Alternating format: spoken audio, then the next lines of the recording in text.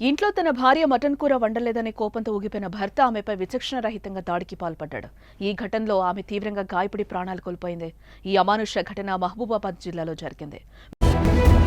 అన్నం లేదు, కూర లేదు, తలం తీయట్లేదు, నువ్వు రా అని చెప్తే నేను వెళ్ళిపోయినా.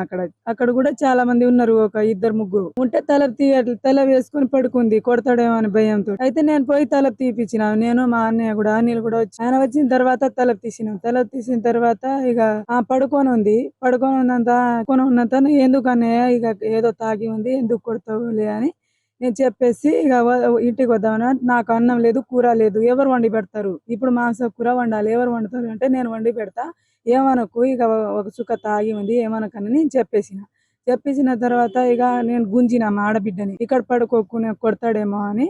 నేను నాతోటి రా, నేను తీసుకెళ్తా అని నేను గుంజితే రాలేదు నాతోటి. రానప్పుడు నేను ఇంటికి వచ్చేసి మా అత్తయ్యని తోలినామని.